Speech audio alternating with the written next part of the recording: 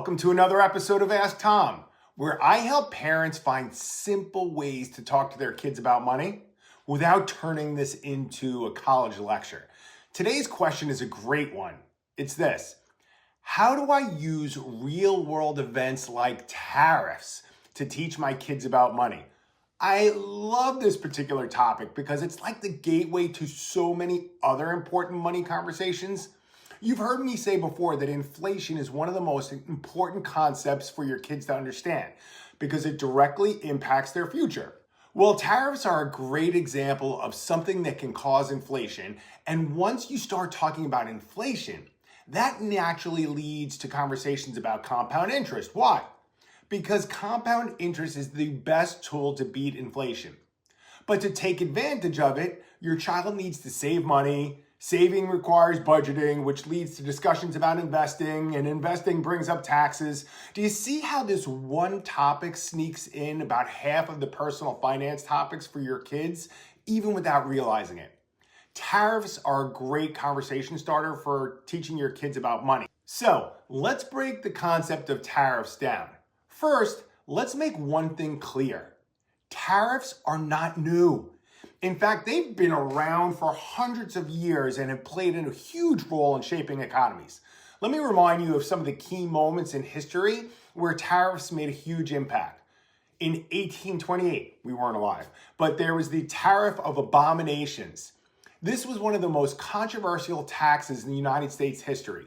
Why? It placed heavy taxes on imports to protect American industry, but it also made goods more expensive for consumers and fueled tensions leading up to the Civil War.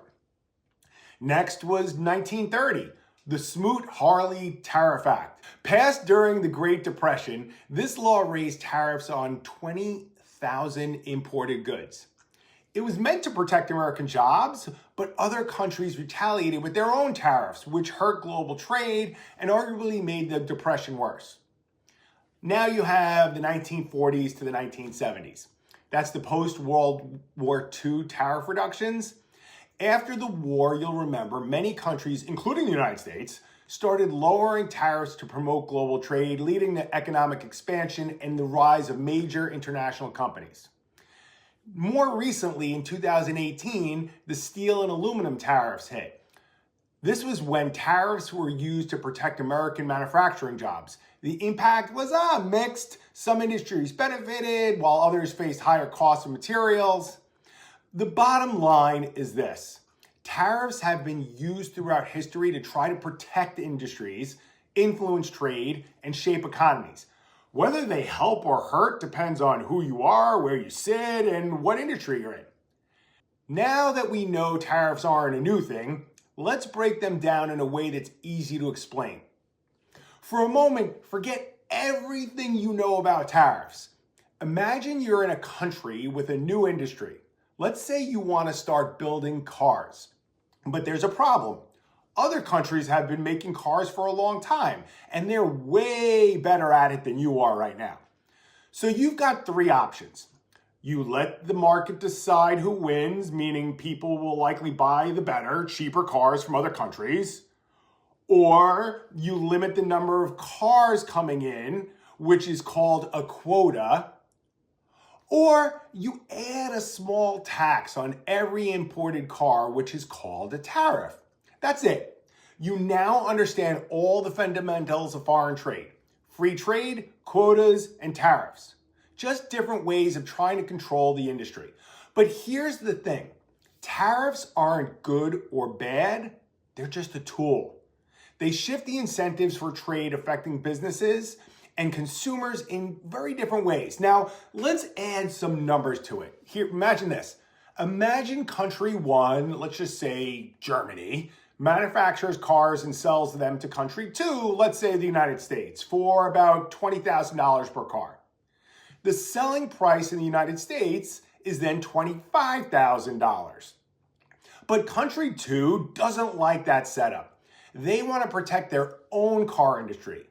So they impose a 25% tariff on imported cars. Think about this. That means an extra $5,000 tax is added per car. So now the cost, the US company buying the car is $25,000 instead of $20,000. So what happens next? The company has two choices. They can either eat the cost, meaning they make less profit, or they can raise the price, meaning consumers in country two now have to pay more for the car. Most of the time, businesses pass that cost along to the consumers. And that's why you sometimes see prices go up after new tariffs are put in place. And there it is, inflation in action. This is why tariffs are such a great conversation starter with your kids.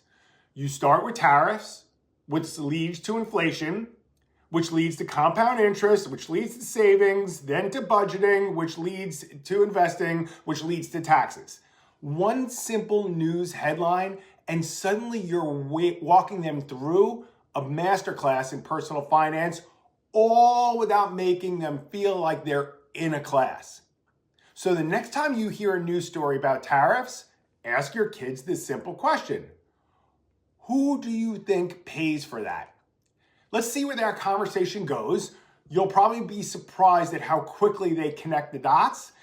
Thanks so much for watching, and I'll see you next time.